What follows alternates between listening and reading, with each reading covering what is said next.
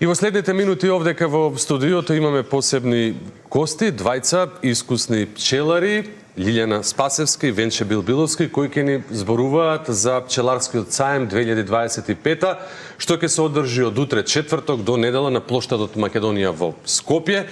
На саемот посетителите ќе може да дегустираат и да купат сертифициран мед, полен, матичен млеч, прополис, природна козметика и секако опрема за пчеларство, а повеќе детали за се она што ќе го има и зошто е важно, дознаваме во продолжение. Ви посакувам добре довте, вие сте членови на организациониот одбор, представници на Сдруженија на пчелари, искусни споменав пчелари, па ви благодарам што ја прифативте поканата и еве ова утро ќе обзнаниме што во следните денови ќе се случува во центарот на Скопје. Добро утро и поздрав до гледачите на Сител телевизија, кој е наш верен поддржувач и голема благодарност по тој повод.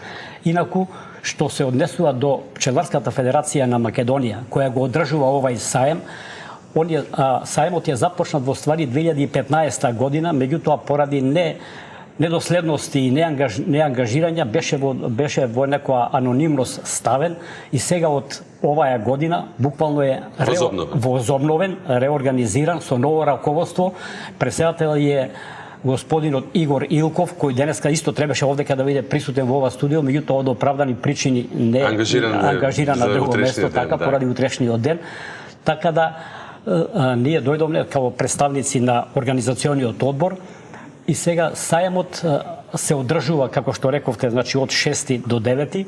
Целта на ова пчеларска федерација всушност представува да ги обедини, да стави еден чадор на сите здруженија што се во Македонија, како полесно би успеале да ги надминат сите проблеми кои што ги тиштат. Инаку, еве се, ако е оформено, значи реорганизирана пред неколку месеци, може да кажеме, нема се уште година, веќе над 10 пчеларски здруженија се зачленети, меѓу кои Матица е едно од најголемите здруженија во Македонија, што значи некаде над 1000 членови број тоа здружение, како што рековме, се со цел да на некој начин ги решава проблемите на пчеларите, како што се со нелојални конкуренции. Е потребно, да речеме, еве, на луѓе, дека ќе дојдеме на штангот, дали треба да биде тоа каков тип или вид на мед, тогаш станува збор за вкус, дали тоа треба да биде, не знам, полен, дали тоа треба да биде матичен млеч или прополис или... Обично во овој период го препорачуваме шумскиот мед, бидејќи тој го препорачуваме за подобрување на имунитетот кај луѓето, додека ливадскиот мед е полесен за конзумација кај децата. Така. Во однос на климатските услови, има едно видео кое што еве ќе ги замолам и од режијата да ни го пуштат, да го видиме, а е од пред 2 дена. На ова видео, кое што ќе го сведочиме за момент, можеме да видиме дека пчелите се активни како да е лето. Ова е тоа видео кое што еве го зевав од еден од вашите колеги пчелари. Можете ли да ни објасните што се случува овдека? Дали ова секојдневно на 3 ноември да имаме рој пчели излезе надвор или несвојствено е? Ова е навистина несвојствено, но еден од главните предизвици во пчеларството последните години се токму климатските промени. Тоа значи дека имаме долги сушни лета и есен, многу благи и суви зими, а пролета, односно април и мај, кога треба всушност пчелното друштво најдобро да се развива и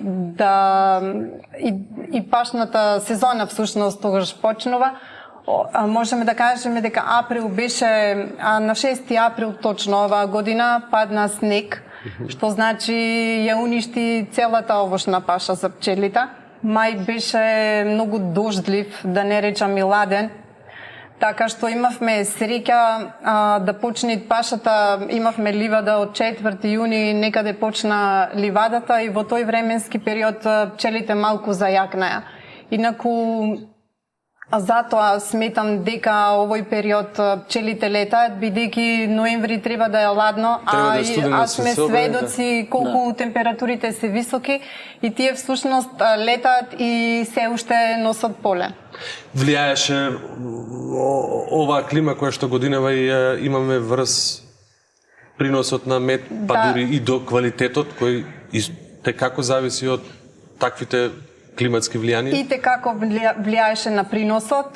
Всушност, моите колеги кои подолго време се занимаваат со пчеларство зборуваат за некои приноси од 20 килограми, 25 килограми по презимено пчелно друштво. За жал, веќе последниве години тоа не е така. Приносот се движи од 5 до 7 до 10 во добри години. Така што и како влијае ваквите климатски услови и како влијаат на приносите по презимено пчелно семејство. Лидина, ми споменавте пред малку дека 15 години се занимавате со пчеларство. Како се роди таа ваша љубов кон? 13-та година се бавам со пчеларство и во еден период од мојот живот сакав да работам нешто интересно и нешто од почеток што никогаш претходно не сум го работела.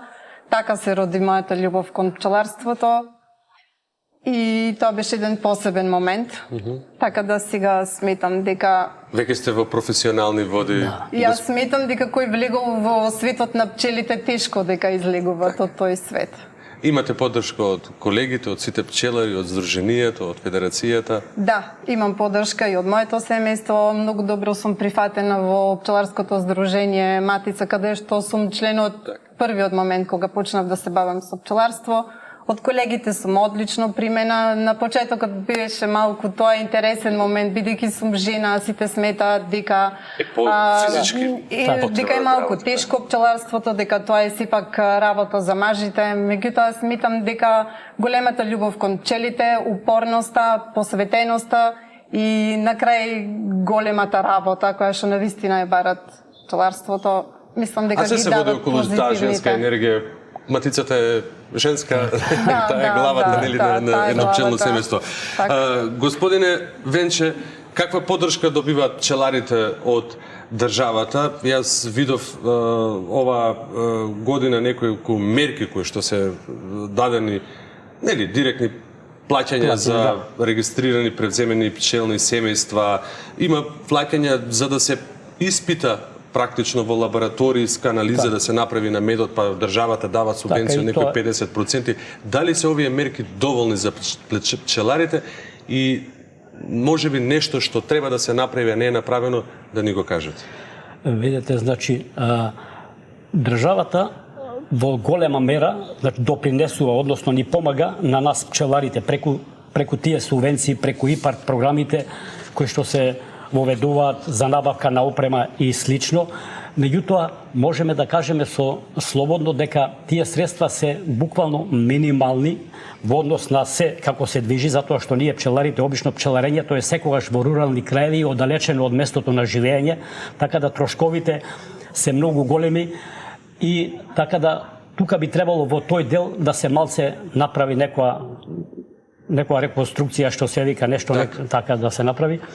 Инаку државата, значи, нас ни помага, а целта на сето тоа е да ние, бидејќи представуваме како еден од ланецот на здрава храна, и не само што храната што ја произведуваме служи за населението, значи за сите, покрај тоа ние во голема мера да некаде 60-70% влијаеме и на другата производство на храна преку опрашувањето, преку прежите со своето опрашување во овоштарството, градинарството, и затоа тука би требало малце да има као некоја попримарна да бидеме као поценети што се вика во тој дел, затоа што сето тоа што го правиме, не го правиме лично за себе.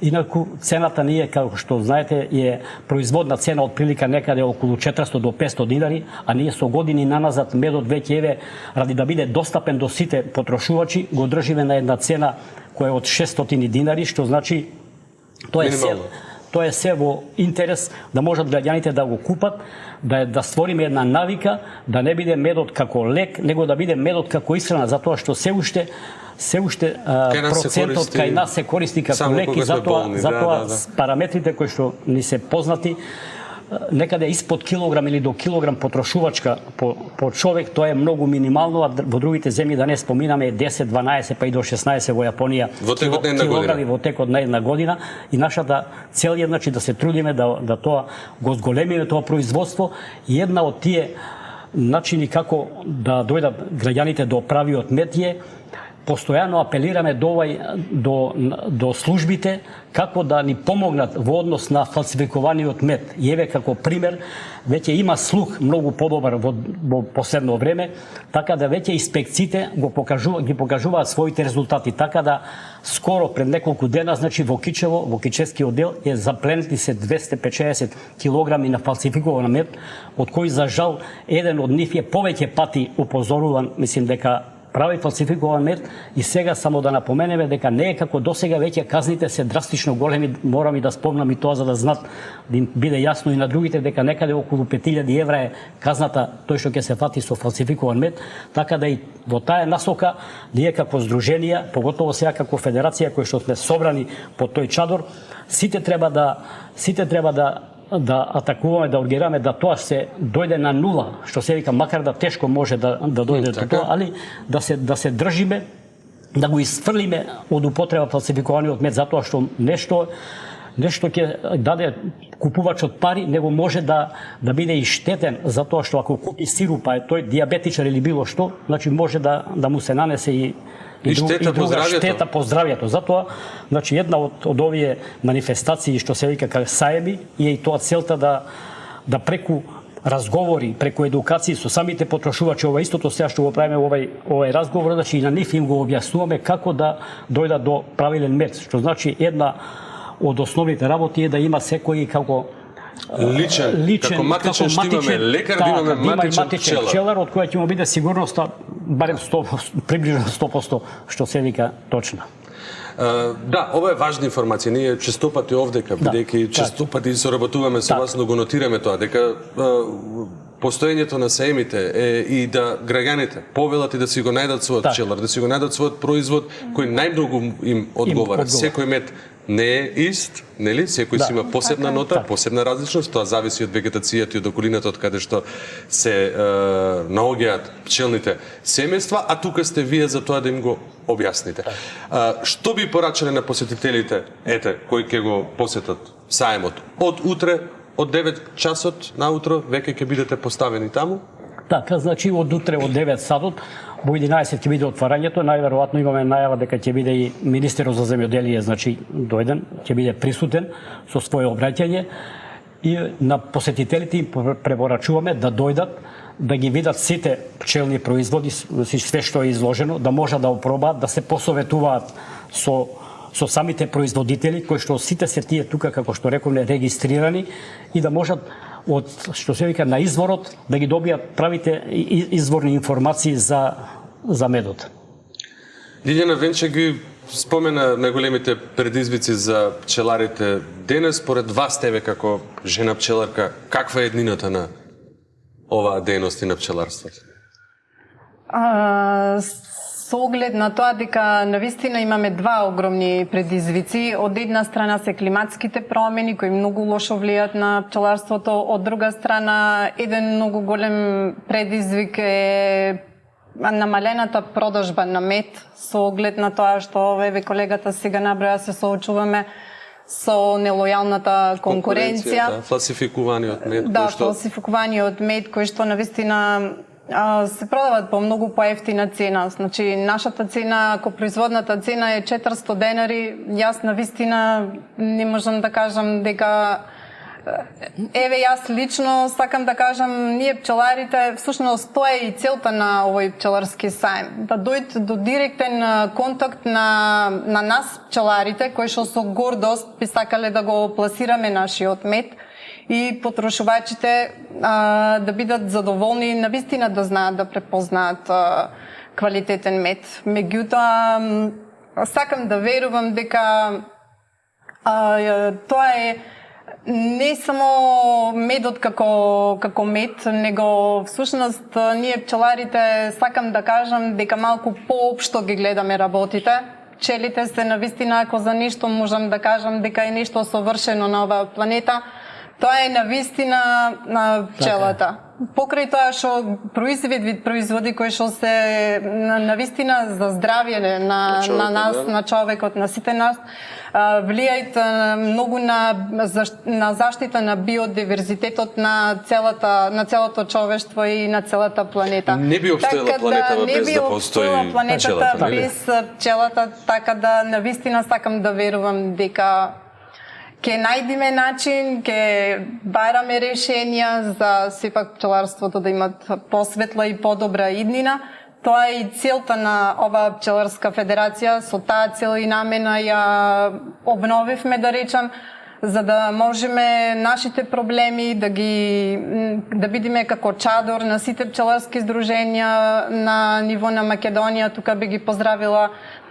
Навистина имаме над 10 здруженја кои веќе се членки, тоа се од Штип, од Охрид, од Прилеп, Битола, Негорци, Гевгелија, ако некој пропуштив, нека ми простат. Меѓутоа, тоа значи дека броиме над 1000 членови пчелари кои веќе сме зачленети. Еве ова нека биде апел другите кои членови, другите здруженија кои не се членови да ни се приклучат, за да бидеме единствени и така, единствени, сложни, да полесно ќе ги добиеме, сложни, за да можеме да ги пренесеме нашите проблеми, да најдеме полесни решенија пред државните институции и органи.